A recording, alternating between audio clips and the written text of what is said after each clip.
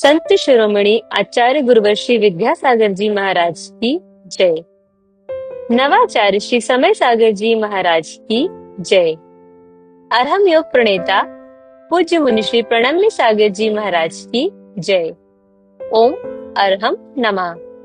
स्वाध्याय प्रेमी बंधुओं, युग श्रेष्ठ आचार्य भगवान श्री 108 विद्यासागर जी महाराज के सरस्वती पुत्र अभीक्ष्ण ज्ञानोपयोगी प्राकृत विद्य अरहम योग प्रणेता मुनि श्री प्रणम्य सागर जी द्वारा रचित नई छड़ाला का अनूठा स्वाध्याय गुरु आशीर्वाद से सतत चल रहा है। हम आशा करते हैं कि ग्राफिक्स और एनिमेशन के साथ आप सभी को यह स्वाध्याय और इसमें दिया गया विषय अच्छे से समझ में आ रहा होगा। प्रथम दाल के स्वाध्याय में हम 4 गतियों के दुख क्रम से जान रहे हैं और उत्तम श्रावक कुल में एक स्वस्थ शरीर के साथ जन्म की दुर्लभता और इसे सार्थक कैसे बनाए को भी समझ रहे हैं। अब चलते हैं नई छड़ाला प्रथम ढाल की कक्षा की ओर। 3 लोक में 4 हैं, मंगल शरण व श्रेष्ठ, अरहत सिद्ध व साधुगण, धर्म जैन जग ज्येष्ठ। तीर्थंकर जिन देव की, जिन वाणी को ध्याय, सर्वधर्म संक्षेप से कहूँ चित्त हुलसाय। अनंत अनंत सिद्ध परमेष्ठी भगवान की, देवादिदेव आदिम तीर्थंकर श्री ऋषभनाथ भगवान की, वर्तमान शासन नायक श्री वर्धमान महावीर भगवान की, परम पूज्य आचार्य गुरुवर श्री विद्यासागर जी महाराज की, आचार्य श्री समय सागर जी महाराज की। जो पढ़ लिया है उतना ठीक है, अब पढ़ करके कुछ आगे भी पढ़ना है कि नहीं? जो पढ़ लिया है उतना तो ठीक है, अब उसी चीज को कितनी बार उसी क्लास में बैठ करके पढ़ते रहोगे? जब तक कुछ भी कोर्स नया अपडेट होकर के आपके सामने नहीं आएगा, तब तक आपके लिए नई विशुद्धि, नया ज्ञान कैसे आएगा? इसलिए नई छह डाला है।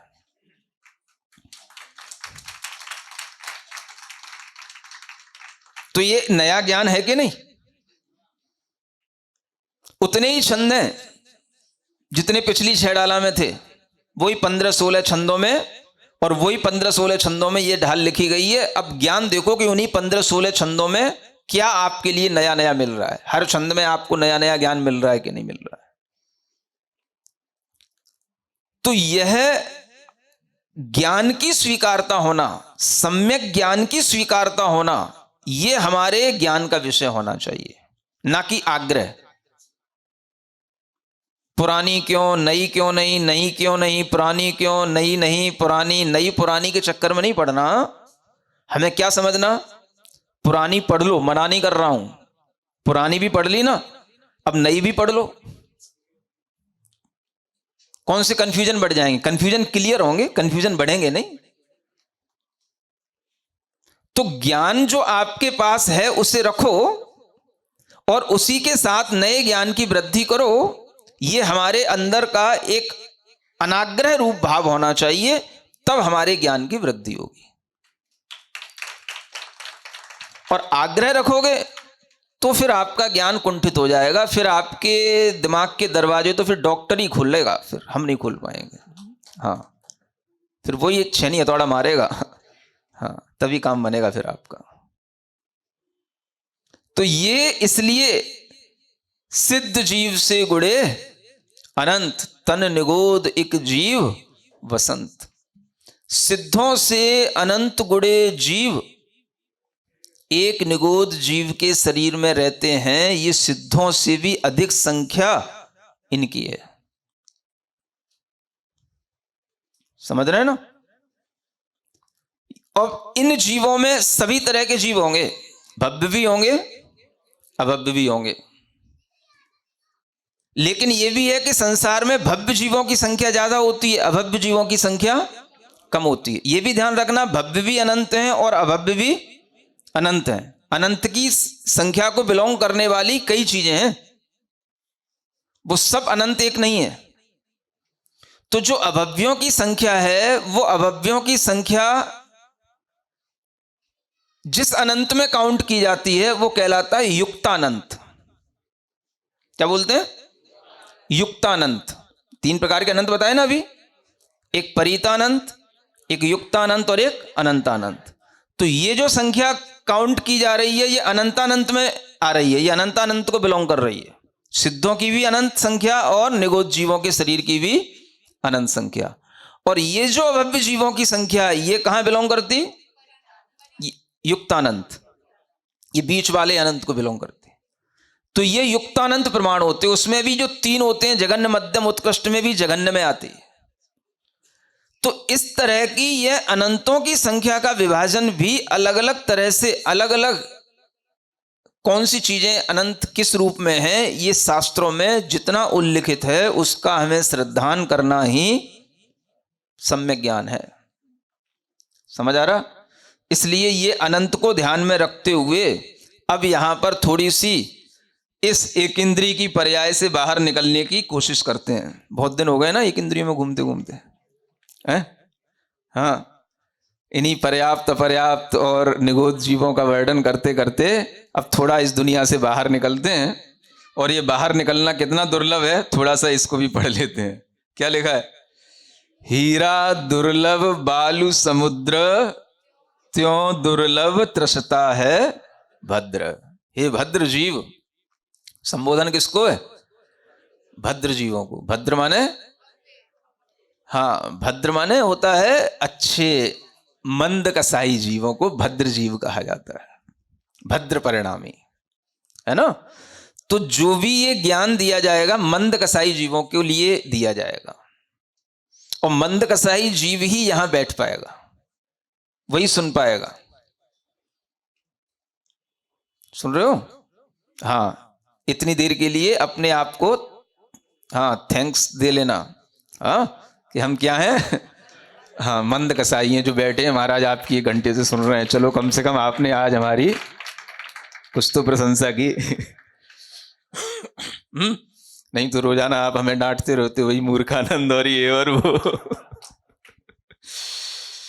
तो सब जीव जो सुन पा रहे हैं वो नियम से कैसे होंगे? मंद कसाई। हाँ, तभी बैठ पाएगा वो। कसाय तीव्र होगी तो उचकेगा वो, उठेगा वो, किसी ना किसी बहाना बना करके उठेगा। नहीं फोन बजेगा तो बजवा देगा, बोल घंटी बजा दे तू, मुझे उठना है यहां से। तो ये सब तीव्र कसाई जीवों के काम होते हैं। मंद कसाई जीव होगा तो फोन की घंटी आएगी तो दबा लेगा, बंद करवा लेगा, कैसे ही तुरंत मैसेज कर देगा, अभी आधा घंटा डिस्टर्ब नहीं, मैं महाराज की प्रवचन सुन रहा हूं। ये किसका परिणाम? ये मंद कसाई का। और तीव्र कसाई होगा तो वो देखेगा कोई बगल वाला उठ जाए तो यार मैं भी उठ जाऊं। समझ आ रहा है? तो ये भी एक कसाई के परिणाम होते हैं। मंद कसाई जीव हमेशा स्वाध्याय के समय पर आलस्य रहित होकर के अपने आप को जागृत करके गदगद भावों से जिनवाणी को सुनता है, हाँ, अहोभाग्य समझता है। ये मंद कसाई जीव के परिणाम होते हैं। और कसाय तीव्र होगी तो बहाना ढूंढता है, कहां फंस गए, तुम तो कहने आए थे कि महाराज के प्रवचन बहुत अच्छे होते हैं, पता नहीं कौन सी दुनिया का सिद्धांत बता रहे हैं, मेरे तो कुछ समझ में ही नहीं आ रहा।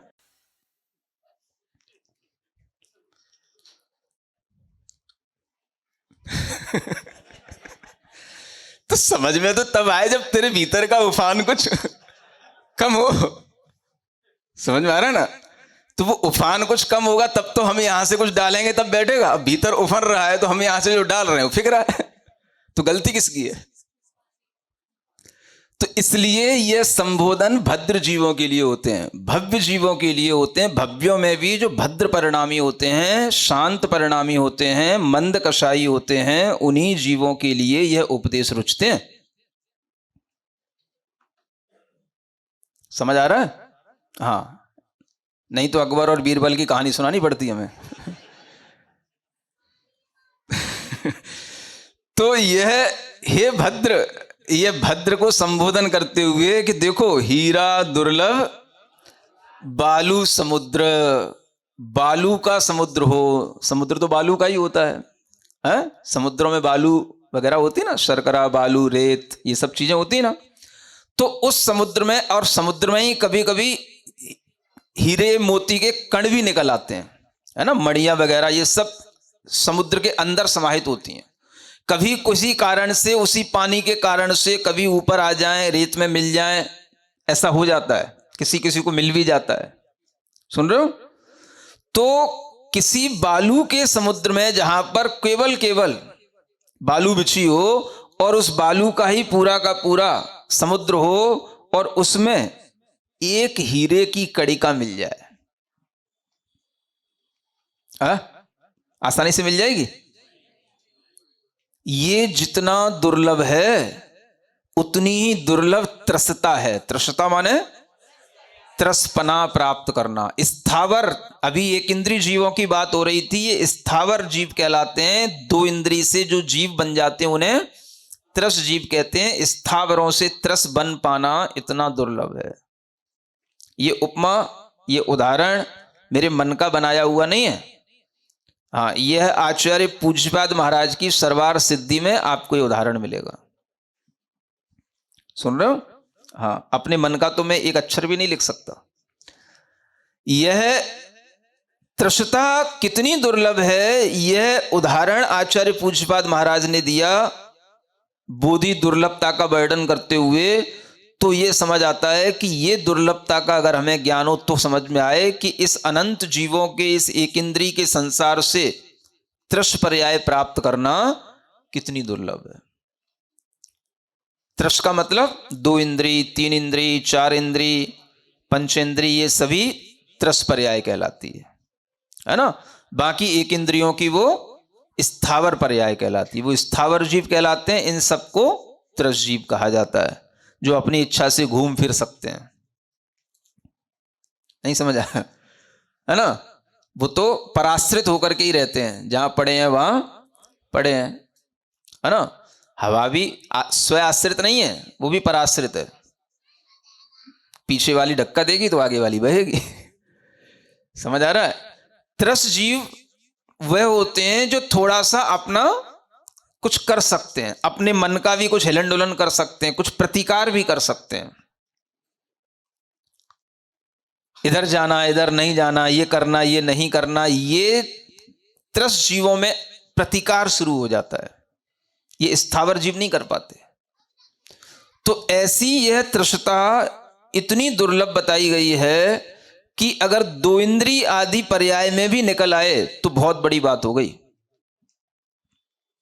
क्योंकि जो निगोद जीव की परिभाषा है, उसमें जो नित्य निगोद की परिभाषा वो यही है, जिन्होंने अनंत काल में अभी तक त्रस पर्याय को प्राप्त नहीं किया उन्हीं को नित्य निगोद कहते हैं, है ना। और निगोद किसे कहते हैं? निगोद, नी माने नियम से, गो माने गाम भूमिम क्षेत्रम ददाति, द माने ददाति, अनंतानंत जीवानाम इति निगोद। क्या कहा?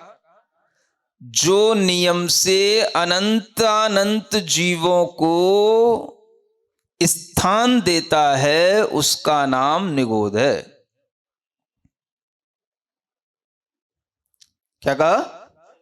जो नियम से अनंतानंत जीवों को स्थान, क्षेत्र उपलब्ध कराए उसका नाम निगोद है। माने निगोद में कितने अनंतानंत जीव या अनंत जीव उस निगोद में रहते हैं। निगोद का मतलब ऐसी गोद जिसमें नियम से अनंत जीव रहते हैं, उसका नाम निगोद है।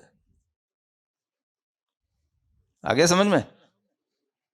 तो वह निगोद एक इंद्री आदि की पर्यायें, उनसे त्रस पर्याय को प्राप्त करना, ये कैसे होता है महाराज? कौन से कर्म करते हैं? ये प्रश्न करते हैं पढ़े लिखे लोग, आता है उनके मन में प्रश्न, उनसे ऐसे कौन से कर्म कर लिए जिससे कि वो स्थावर से त्रस बन गए, वहां कर्म कैसे कर लेते हैं? अब ये प्रश्न भी अनुत्तरित प्रश्न है, समझ आ रहा है? कैसे कर लिए, कैसे हो गए, या बिना किए हो गए, ये सब कुछ अनुत्तरित है। ये भगवान के ज्ञान का विषय है। हम सोच जरूर सकते हैं, लेकिन हम सही ज्ञान नहीं ले सकते, क्योंकि वहां कर्म कुछ किया ही नहीं जा रहा है, कर्म का सिर्फ बंद हो रहा है वो। अब कैसा क्या हो गया, क्या उनके कर्म का ऐसा उदय आ गया कि उन्हें कोई ऐसी आयु का बंद हो गया, मनुष्य आयु का बंद हो गया? वो एक तरीके का आश्चर्यकारी कार्य है वो, जिसे बोलते हैं कि अचानक से कुछ घटित हो जाना। बस वो उसी तरीके का कार्य है, उसके पीछे कोई लॉजिक आपको समझ नहीं आएगा। अब हो गया तो इतना तो निश्चित हो गया कि अपन उस झुंड से निकल के आए हैं, उस काली कोठरी से अपन निकल के आए हैं, इतना तो निश्चित हो गया ना। डिबिया की काजल से है ना, अपन निकल के आए हैं। तो ये निकल के आ गए, ये हमारी जागृति होनी चाहिए। भले ही वो चीज हमें समझ में आए या ना आए कि वो कैसे निकलते हैं, ये तो निश्चित है कि निकलते हैं, और अपन भी उससे निकल करके आ गए हैं। अब क्या करना ये सोचो।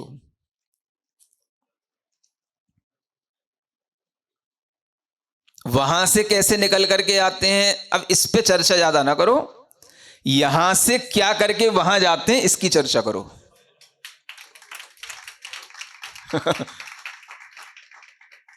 नहीं समझ आया? है? अब वहां से तो निकल आए, ये तो बाई चांस हो गया। हाँ, बाई चांस है। अब यहां से वहां जाएंगे, ये बाई चांस नहीं होगा। हाँ, ये बाई एफर्ट होगा। हाँ, ये बाई चॉइस होगा।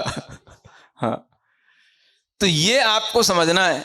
तो इसलिए उस प्रश्न के पीछे ज्यादा नहीं पड़ना। अब ये समझना कि यहां से वहां क्यों चले जाते हैं। इतनी बड़ी पंचेंद्रीय पर्याय प्राप्त करके, इतना मनुष्य बनने के बाद बुद्धिमान होकर के भी वहां क्यों चले जाते हैं, ये सोचने की बात है। इसका कारण पहचानना और सही उपाय करना, ये हो जाए तो ये समझ में आता है कि हाँ, ये दुर्लभता के ज्ञान से ही संभव हो सकता है। हीरा दुर्लभ बालू समुद्र, त्यों दुर्लभ त्रस्ता है भद्र। एक और आगे बढ़ते हैं। बेते चौ इंद्रिय जे जीव, विकलेंद्रिय संखादि अतीव, 80, 60 और 40, तिनमें क्षुद्रक भव जिन दीश।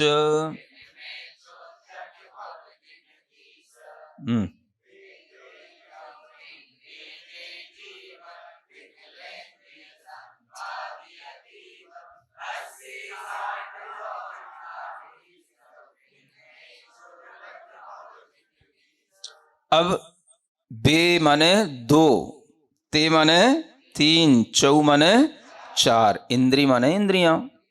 2 इंद्री, 3 इंद्री, 4 इंद्री, ये जीव कहलाते हैं विकलेंद्रिय। क्या बोलते हैं इनको? विकलेंद्रिय, है ना। एक इंद्रिय जीवों को विकलेंद्रिय नहीं बोलते, सुन रहे हो ना? हाँ, क्योंकि उनकी तो एक इंद्री, वो तो मस्ट है, वो तो होनी ही चाहिए, वो तो होगी, उसके बिना तो जीव का अस्तित्व ही नहीं है। नहीं समझ में आ रहा? हाँ, तो वो एक इंद्री को विकलेंद्री नहीं कहेंगे। विकलेंद्री तो तब जो पूरी इंद्रियां ना हो। पूरी कितनी? 5। तो 5 इंद्री को तो बोलेंगे सकलेंद्री, और 5 से कम जिसको है और 1 से ज्यादा है उसको कहेंगे विकलेंद्री। समझ में आ रहा है ना? ये भी एक सही चीज है समझने की। एक इंद्री को विकलेंद्री नहीं कहा, वो भी तो विकल इंद्री है, उसको भी तो 5 नहीं है। तो 5 नहीं है ये बात होना अलग है, लेकिन एक से ज्यादा होना और 5 नहीं होना उसका नाम है विकलेंद्री। हाँ हाँ, 2 3 4 बस ये विकलेंद्री है। त्रस में 5 आ जाएंगे, लेकिन ये विकलत्रय कहलाते हैं।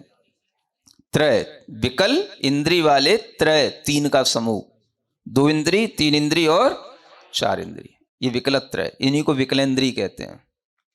तो इनकी इंद्रियों की कमी है। एक इंद्री तो एक इंद्री है ही है भाई, जिसके पास जितना पैसा है वो उतना पैसा तो है ही है, लेकिन अब वो पूरा बढ़ा ना पाए। समझ आ रहा है? थोड़ा बढ़ा पाया, पूरा ना बढ़ा पाया, तो उसको कहेंगे भाई तेरे कमी रह गई।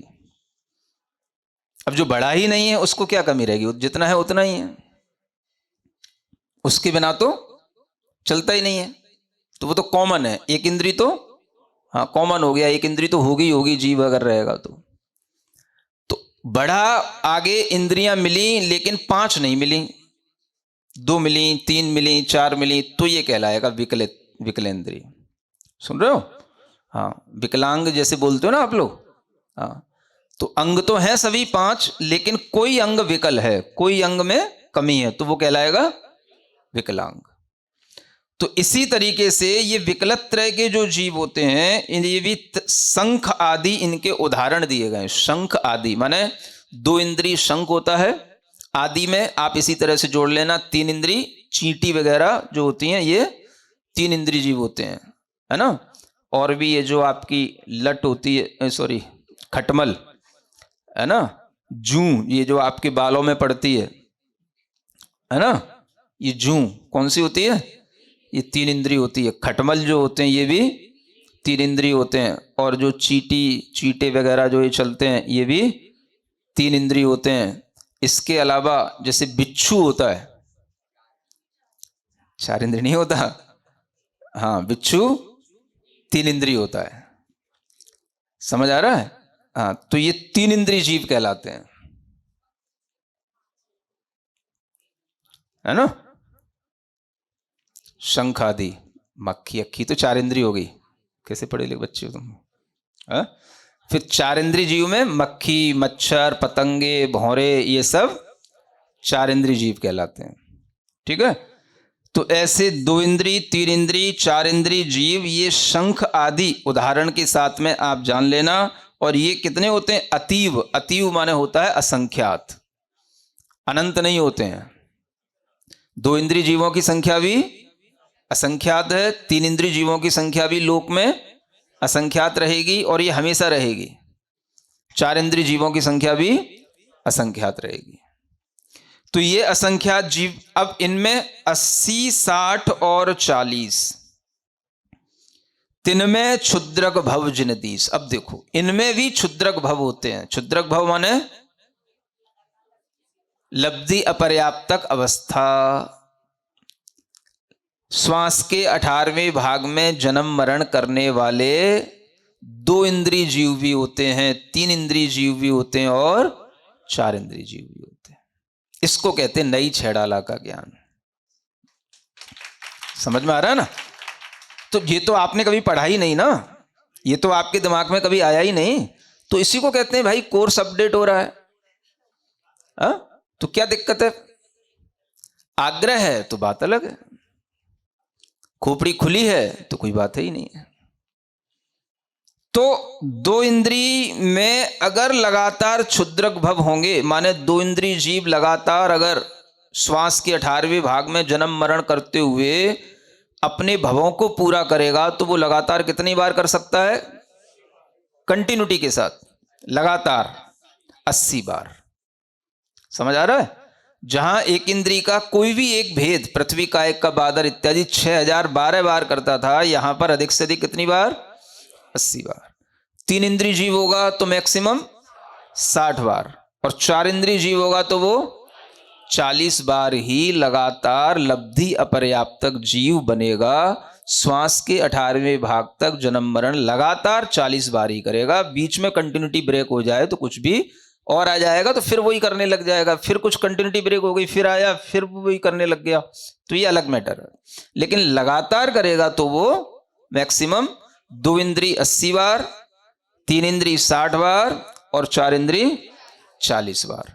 ये उसके क्षुद्र भवों की संख्या, ये भी जिनेंद्र भगवान ने इन इंद्रिय जीवों के अपने ज्ञान में देखी। ठीक है ना? तो ये सभी क्षुद्र भवों की संख्या भी ये ध्यान में रखना। ताते पंचेंद्रिय पर्याय दुर्लभ गुण कृतज्ञ ज्यों आय। पंचेंद्रिय के हैं 24, क्षुद्रक भव कहते जिन ईश। अब यहां पर ताते पंचेंद्रिय पर्याय दुर्लभ गुण कृतज्ञ ज्यों आए, है ना? यानी अब त्रिशों में पंचेंद्रिय पर्याय कितनी दुर्लभ है, इसका ये उदाहरण दिया जा रहा है। ये उदाहरण भी बिल्कुल सैद्धांतिक है, ये है ना? जिस पर्याय की दुर्लभता के लिए जो उदाहरण बताए जा रहे हैं वही लगाना, एक का दूसरे मत लगा देना कि हवाई हर चीज दुर्लभ है, तो ऐसे नहीं लगा देना। ये उदाहरण उसके लिए स्पेसिफिक है कि त्रस पर्याय में पंचेंद्रिय पर्याय, त्रस में तो 2 इंद्री 3 इंद्री 4 इंद्री 5 इंद्री सभी है, तो इनमें सबसे दुर्लभ चीज कौन सी है? पंचेंद्रिय पर्याय। वो कितनी दुर्लभ है?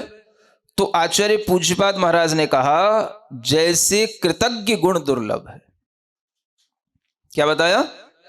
गुणों में कृतज्ञता होना दुर्लभ है। कृतज्ञता मतलब हाँ, उपकार मानना, जो हमारे ऊपर उपकार हुआ है उस उपकार को मानना, स्वीकार करना, उसके लिए बार बार मन में विचार करना और उपकारी का उपकार स्मरण करना, ये अपने आप में बहुत बड़ा गुण माना गया है। सुन रहे हो? हाँ, अपन खा पी करके सब भूल जाते हैं, हैं? हाँ, किसने उपकार किया, किसने क्या दिया, किसने क्या खिलाया, किसने क्या हमें किससे मिलाया, किसने क्या हमारे लिए हित किया, किसने क्या दिया, ये सब जो हम भूल जाते हैं यही हमारी कृतज्ञता कहलाती है। ये कृतज्ञ होता है और एक कृतज्ञता होती है। तो कृतज्ञता अपने अंदर बनी रहना, कृतज्ञता ज्ञापित करते रहना, कृतज्ञता का भान होते रहना, ये दुर्लभ होता है।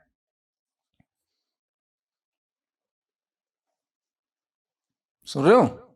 हाँ, जब तक चलना नहीं सीखते तब तक तो मम्मी का हाथ पकड़ते हैं,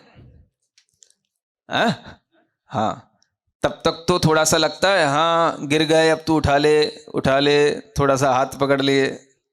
तो जब मम्मी उठा लेती है फिर चलने लग जाता है, फिर गिर जाता है तो फिर आगे फिर मुंह ऊपर करता है, फिर उठाता है हाथ, फिर पकड़ ले, फिर उठा ले, तो मम्मी फिर उठा लेती है ना? तो जब तक वो गिरता रहेगा, उठाता रहेगी मम्मी, तब तक तो उसको याद रहेगा मम्मी उठा रही है। सुनना? हाँ, तब तक तो स्मरण रखेगा कि मम्मी हाँ मेरे हाथ को, उंगली को पकड़ के मुझे को उठाई, तब तक तो याद रहेगा। और जब वो उठ करके चलना शुरू हो जाता है, हाँ, जब वो खुद दौड़ना शुरू हो जाता है, तब फिर मम्मी की याद नहीं आती उसको कि मम्मी ने मुझे चलना सिखाया। सुन रहे हो? कौन भला याद करता है बचपन में किसकी मम्मी ने उसको ऐसे चलना सिखाया होगा, उठाया होगा? हाँ, अब कहाँ याद करना की क्या जरूरत भी क्या है ना? अरे मदर्स डे तो मदरसा वाले मनाते हैं, तुम्हें क्या करना है मदर्स डे से? तुम्हें तो हर दिन कृतज्ञता ज्ञापित करना है। हाँ? तो तुम्हारे लिए ये सब चीजें तो हर समय की हैं, क्योंकि आचार्यों ने कहा कृतज्ञता दुर्लभ गुण है। तो अपनी कृतज्ञता का भी कभी विचार करते रहना चाहिए कि हमारे लिए कितने लोग अपनी जीवन में हमारे ऊपर तरह तरह से उपकार किए हैं, चाहे हम भले ही उस उपकार को सबके सामने कहें या ना कहें, लेकिन हमारे अंदर वो कृतज्ञता होना चाहिए, हाँ इनका हमारे ऊपर उपकार है। तो ये कृतज्ञ गुण बड़ा दुर्लभ कहा गया है ना। दुर्लभ इसीलिए होगा कि बाकी बाद में तो जब चलने फिरने लग जाते तो सब भूल जाते हैं, है ना, कौन कहाँ मम्मी और कहाँ कोई, तो ये सब इसलिए दुर्लभ है। तो पंचेंद्रिय पर्याय त्रिशों में प्राप्त करना दुर्लभ है, और पंचेंद्रिय के जो क्षुद्र भव हैं उनकी संख्या 24 बताई गई है। कितनी? 24। माने कोई भी पंचेंद्रिय जीव में निरंतर क्षुद्र भवों को ग्रहण करने की निरंतरता रहेगी तो वो कितनी बार रहेगी? 24 बार रहेगी। माने पंचेंद्रिय जीव भी लब्धि अपर्याप्तक होगा। पंचेंद्रिय जीव भी श्वास के 18वें भाग में लगातार जन्म मरण करेगा तो कितनी बार करेगा? 24 बार करेगा। ये 24 उसके क्षुद्र भव कहलाएंगे। तो पंचेंद्रिय जीव के क्षुद्र भवों की संख्या 24, 2 इंद्रिय जीव के 80, 4 इंद्रिय की, बस लाइन से रटोगे तो कभी पास नहीं होगे। बुद्धि को हमेशा अलर्ट रखो, क्वेश्चन को ध्यान में रखा करो क्या पूछा जा रहा है ना। हाँ। तो 2 इंद्रिय के बाद 3 इंद्रिय आती जरूर है, लेकिन हम क्या पूछ रहे हैं? 4 इंद्रिय। 4 इंद्रिय के क्षुद्र भवों की संख्या 40 है ना। और 1 इंद्रिय के टोटल तो 66,132। लेकिन अगर हम किसी की एक पर्टिकुलर पूछते हैं, है ना, कि प्रत्येक वनस्पति का एक जीवों की, तो वो 6,000 वाले। और कोई 2 या 3 डबल करके पूछते हैं, तो जैसे हमने पूछा पृथ्वी का एक की बताओ, तो 6,012 इंटू 2, समझ आ रहा ना, 12,024। तो ये ऐसा बोलना पड़ेगा, पृथ्वी का एक की इतनी होगी। हाँ, तो इस तरह से अपने को इन सब क्षुद्र भवों की संख्या भी याद करनी, और किस तरह से एक इंद्रिय से त्रस का उदाहरण दिया गया और त्रस में भी पंचेंद्रिय पर्याय का उदाहरण दिया गया। ये उदाहरण अपने अलग अलग कॉन्टेक्स्ट में जो बताए गए वो ध्यान रखने, ठीक है ना। आगे और भी इसी तरह के उदाहरण आ रहे हैं।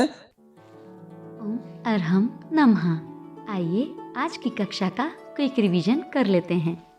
संसार के स्वरूप के वर्णन में हमने जाना, एक इंद्रिय जीव स्थावर कहलाते हैं और 2 इंद्रिय से 5 इंद्रिय तक सभी जीव त्रस कहलाते हैं।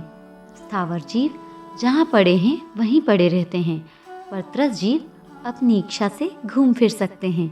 इधर जाना, इधर नहीं जाना, यह करना, ये नहीं करना, ऐसे प्रतिकार भी कर सकते हैं। यह त्रस्ता पाना इतना दुर्लभ है जैसे बालू से भरे समुद्र में एक हीरे की कर्णिका मिलना।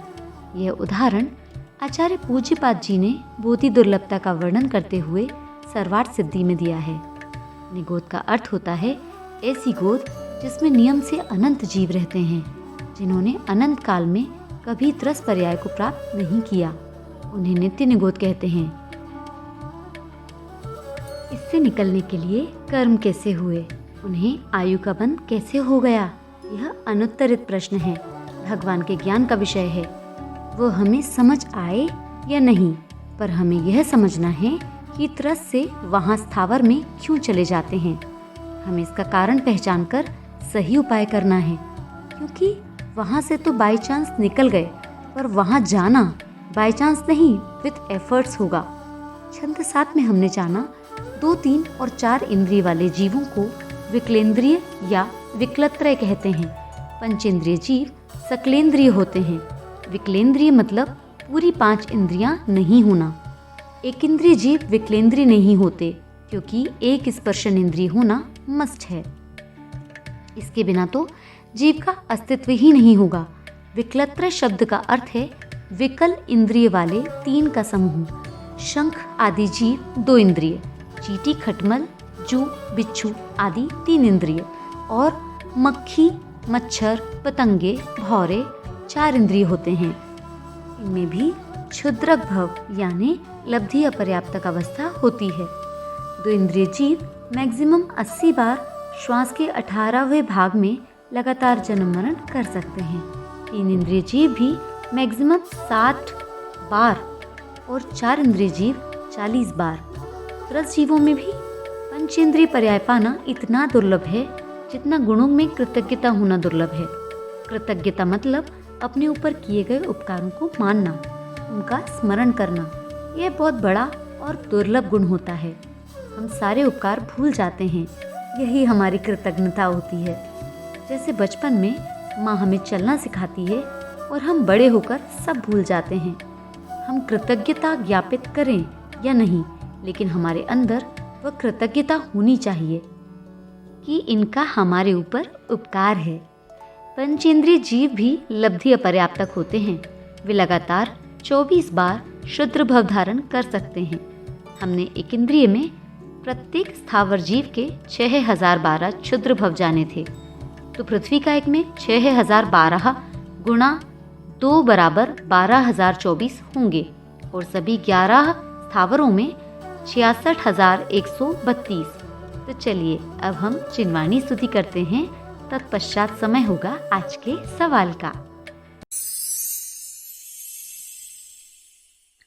सिरिजिणवाणी जग कल्याणी जग जन मदतम मोहरी जनमण हारी गढ़हर हारी जम जरा भव रोग हरि तिथियराणम दिव्य झुणिम जो पढ़ई सुणई मय्ये धारई राणम सौख मणंतम धरिय सासद मोक्ष पदम पावई सासद मोक्ष पदम पावई। नई छह ढाला आज का सवाल प्रतियोगिता में आप सभी का स्वागत है। आज का सवाल है, स्थावर जीव किन्हें कहते हैं? एक इंद्रिय, 2 इंद्रिय, 3 इंद्रिय या 5 इंद्रिय? कल के सवाल का सही उत्तर है शुद्र भव जीव। आप अपना जवाब हमें कल शाम 5 बजे तक भेजें। 3 भाग्यशाली विजेताओं को मिलेंगे आकर्षक उपहार। अपना जवाब भेजने के लिए लिंक पर जाएं या QR कोड स्कैन करें। आज की एक्टिविटी है, आज आपको ऐसे 2 लोगों को फोन करके आभार प्रकट करना है जिनको आपने कभी भी थैंक यू नहीं बोला। ओम अरहम नमः।